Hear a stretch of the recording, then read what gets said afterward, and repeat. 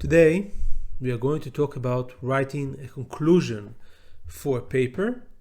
This can be a seminar paper, this can be a BA thesis, an MA thesis, even a dissertation, or this can be a paper that you send for publications in a journal, or even a book that you are sending for publication. A lot of what I say applies to all the different genres of writing. Sometimes you need to apply it with a little bit of adaptations to a specific genre.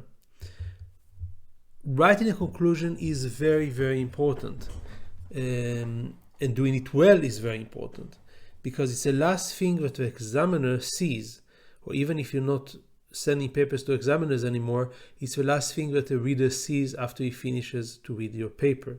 So that's a very important impression that you're leaving on somebody that you want to think that your paper is good. Now, the other crucial parts of a paper we already covered in other videos. I explained how to write an abstract, how to write an introduction, and how to write a table of contents. An initial table of contents that allows you to plan ahead for your assignment. So far, I didn't deal with a conclusion, and part of the reason is because I always struggled with writing conclusions. I think that over many papers that I submitted in my life, many of them had conclusions that are not very good. But I try to think about the subject and to develop a set of recommendations that will help you to write an excellent conclusion for your paper. My name is Shai Dotan.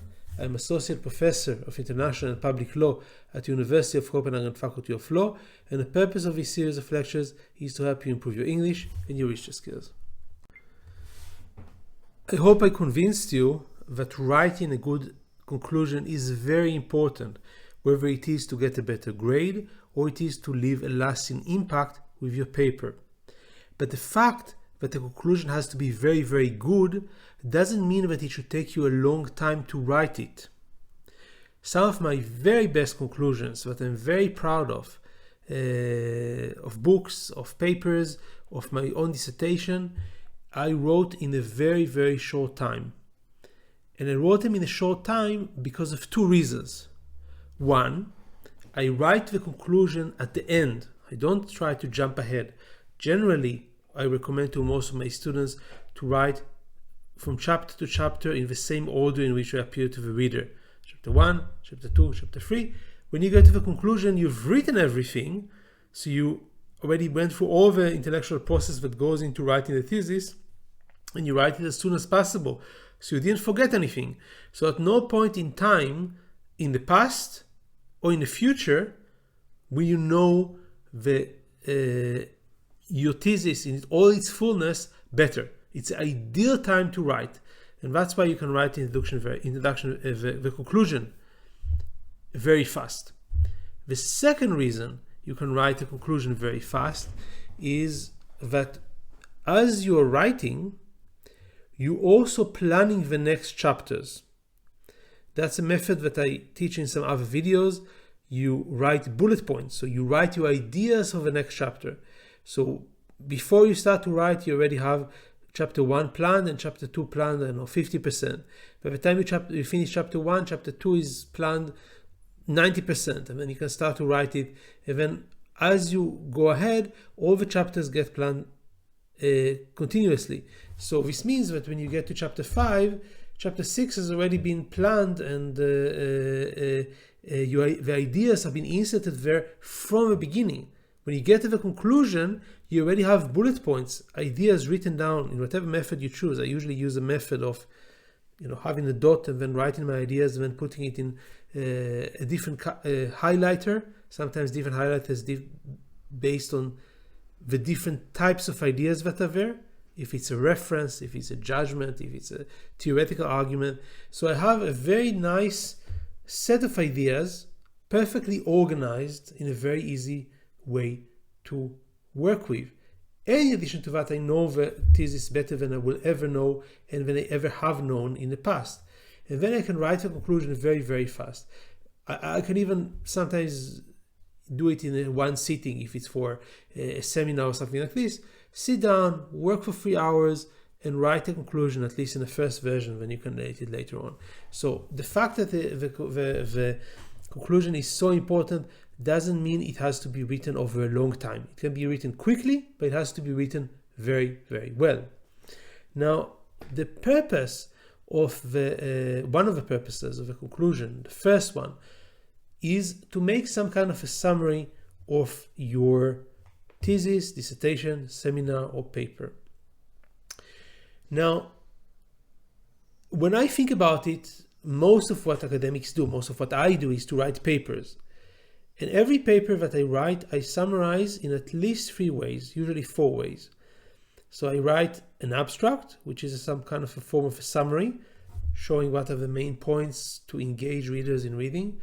I write an introduction, which is a lengthier document, assuring that the reader would dive into the ideas that I think are interesting, guide even throughout the structure of a paper and the structure of the ideas that appear there, and provide even many more pieces of information about the research, and a conclusion that summarizes the main ideas in a way that would help the reader to synthesize the points that appear throughout the entire paper.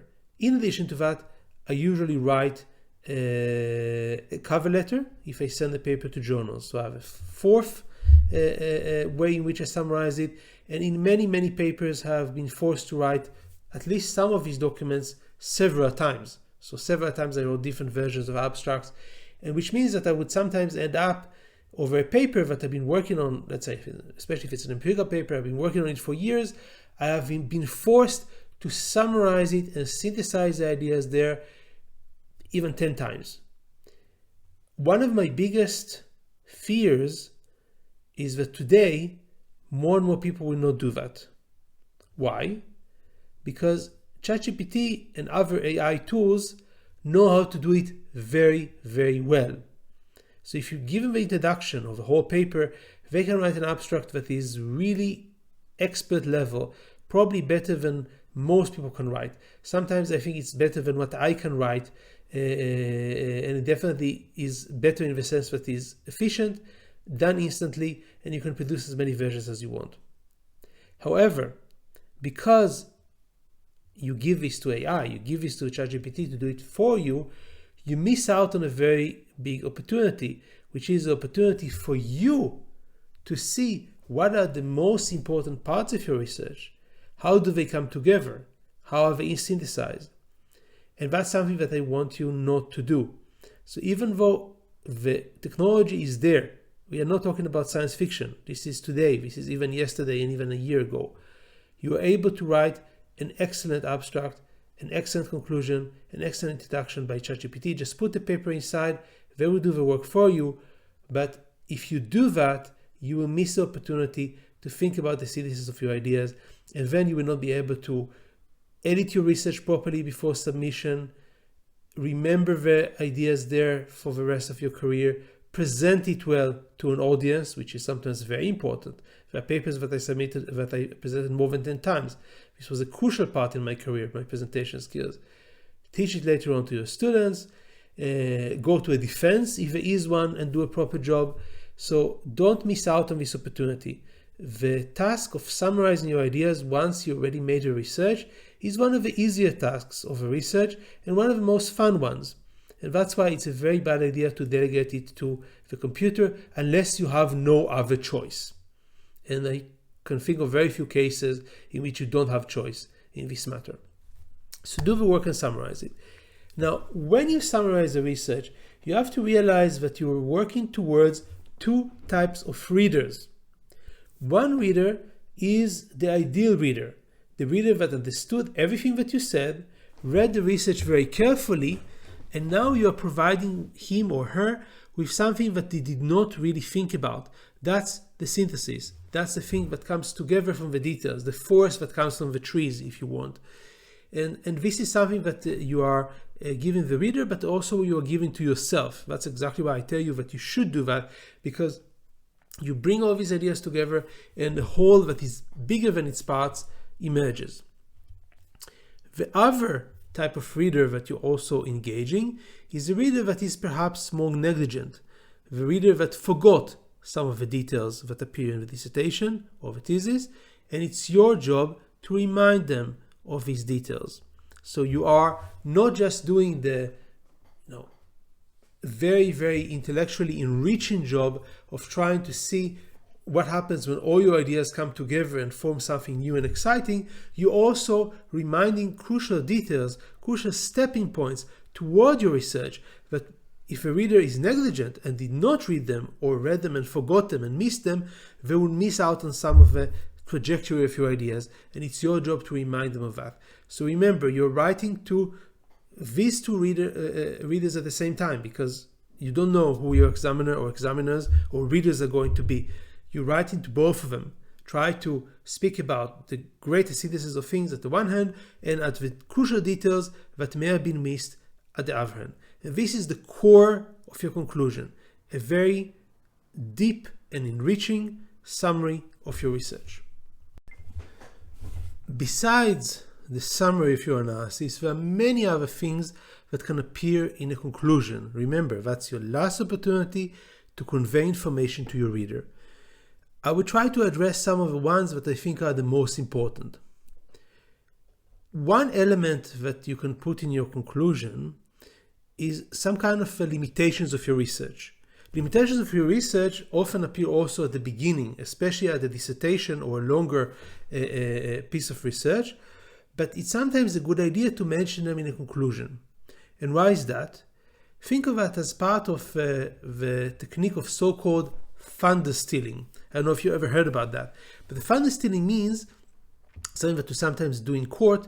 If you know that the other side has an argument against you that you cannot argue against, you may as well provide this argument yourself to the judge or to the jury, and then tries to characterize it in a way that is better for you. So if you know that the examiner, let's say you have an MATist with a defense, if you're almost sure that the examiner is going to say, okay, but your research is not realistic, doesn't apply out of this country, would be completely flawed under this assumption, and so on and so on and so on. Don't wait for the examiner to say that. You can say that in the conclusion. You can say exactly like that. The research is limited because it applies in one country under certain assumptions, and so on and so on. And once you do that, first of all, you're doing an intellectual service for your readers and you're helping them, and that's great. And you are honest, which is also great. But in addition to that, you have this advantage that allows you to, characterize it in exactly the way you want.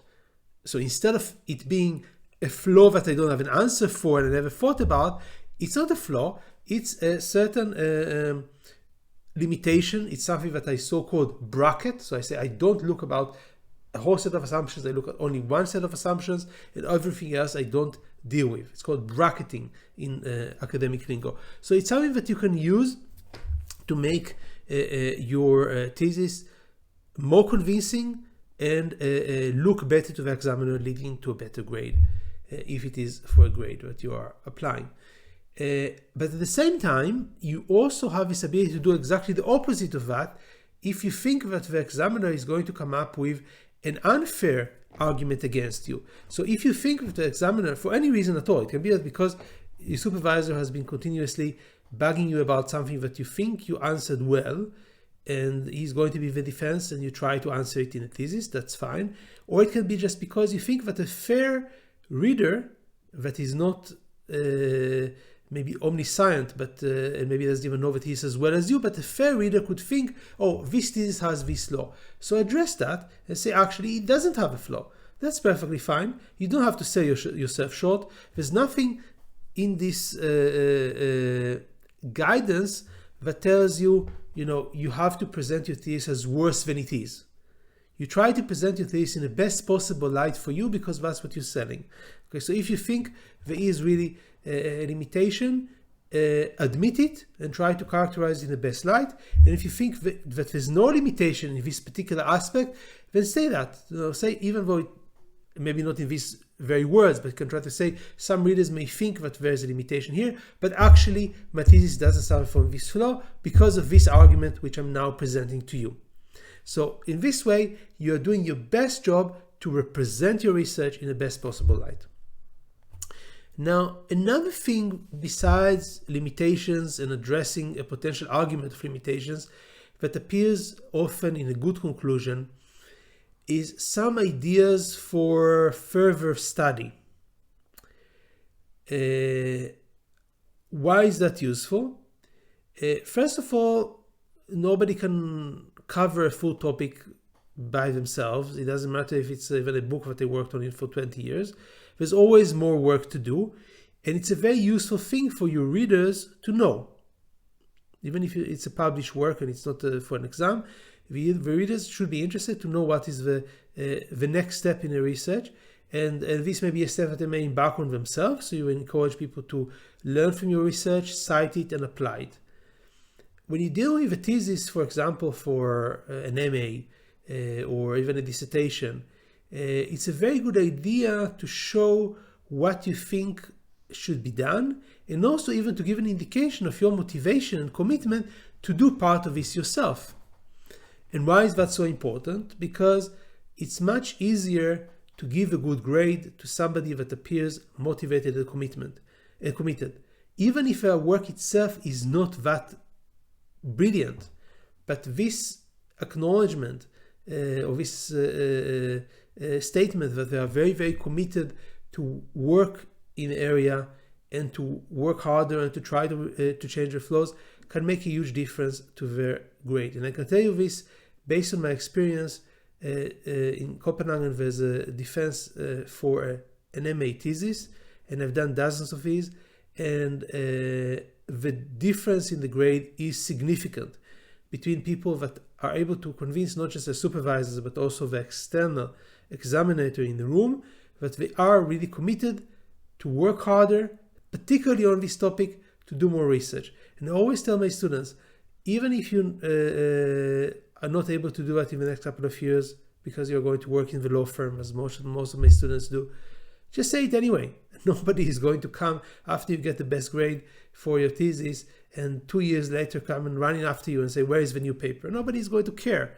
So just try to, if you don't have this real commitment, it's perfectly fine to try to present a feasible plan.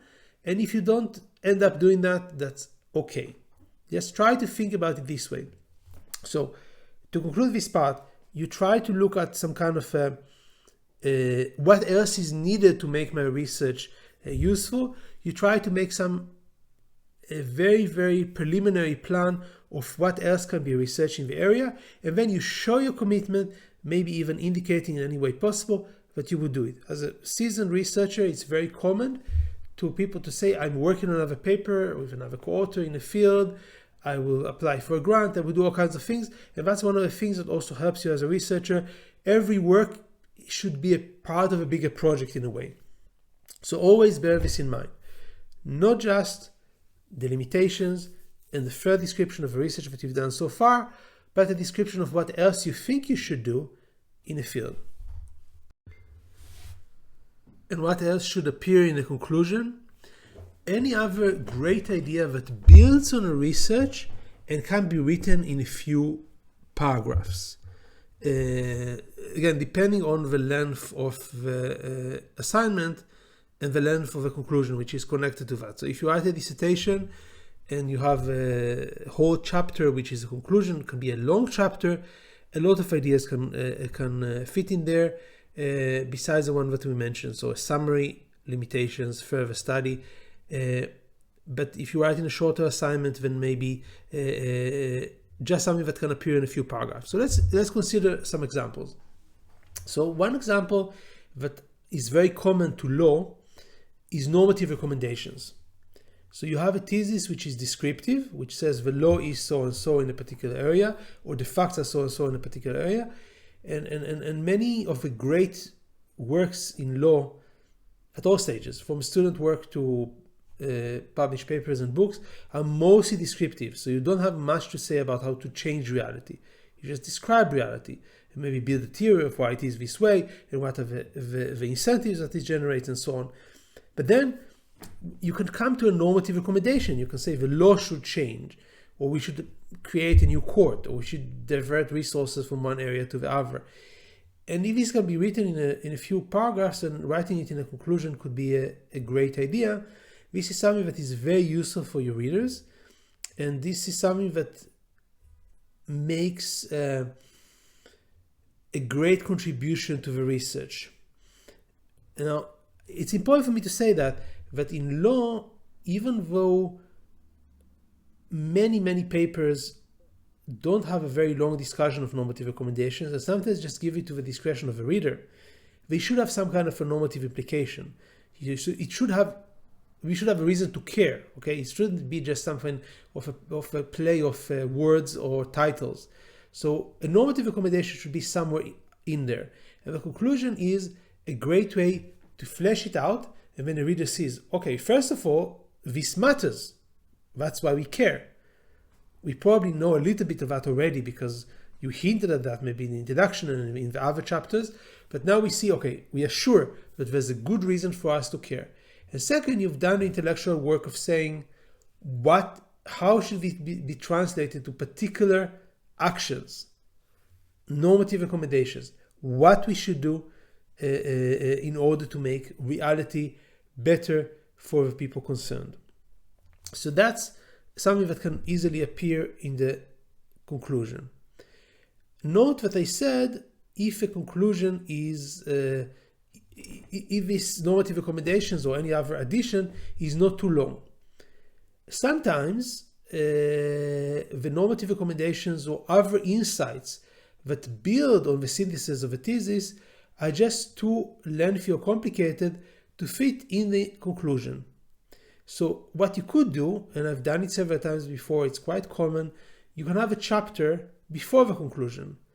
In some fields they call this chapter discussion. Sometimes you can just call it normative recommendations if that's exactly what you're doing. And in this chapter you can address fully at great length the synthesis of a thesis, of the descriptive elements, and how they translate to normative recommendations. So you don't try to write a conclusion that seems unbalanced. If a conclusion is, 2 pages summary, 1 page limitations, and then another half a page or a page about normative recommendations and drawing on to the end, that's fine. But if it's almost only around these normative recommendations, then consider seriously putting it in a chapter, a significant theoretical chapter before the conclusion. Now, the other element that I've faced many times in my work in Copenhagen is what we call in Danish perspektivering. Perspektivering basically means a comparison of the matter in the thesis to a different field of knowledge. I've never seen it in other universities. I've rarely done it myself, but it's a very rewarding intellectual exercise. So if you try to think throughout the thesis, you thought from one very narrow perspective about the issue. Now try to think from a different perspective. Okay, you made an analysis based on sociological principles. Now try to think about it philosophically. Try to think about it legally. Try to think about it economically. A different set of intellectual tools, a different set of terms that you work with, you may get different results. Now, again, if this is something that is very lengthy, it can appear in its own chapter. If this is something that is shorter, it can appear in the conclusion. But unless you are forced to do it, as sometimes my students are forced to do it in some assignments in Copenhagen, be very careful in your decision whether to include such a comparison or not. It has to be incredibly rewarding. It has to be easy to understand by the reader and to lead to something that is firmly based on analysis in the rest of the thesis, for it to qualify as something that you should add unless you are specifically instructed to do so. So I could see situations in which it would appear, but there are not that many. And then, of course, in addition to that, when you write a conclusion, in addition to all the elements that I mentioned, you can always try to add some memorable phrases that would kind of stick in the reader's mind, just like you do in the introduction. If it's a short description of the facts of an important event in history or in law, important judgment, try to do that, but just try not to be too kitschy. So try not to end in a way on a high note, in a way that seems annoying and not really appropriate for the reader. Don't force it too much. It's perfectly fine to end your conclusion in without any very high rhetorics, just by drawing to an end with of your analysis. But if you have something very useful to say that is also pleasing to the reader and you think can add to the overall impression from your thesis, dissertation, paper, then that's a place to add it. Now, that was all for today. We have covered the conclusion as well. I have many more ideas about writing research, and that's also our 50th video. Please comment on the video if you have anything more that you want to see. You are most welcome, as always, to like and subscribe. And until next time, I'm Shai Dotan, and I will see you next time. Keep learning.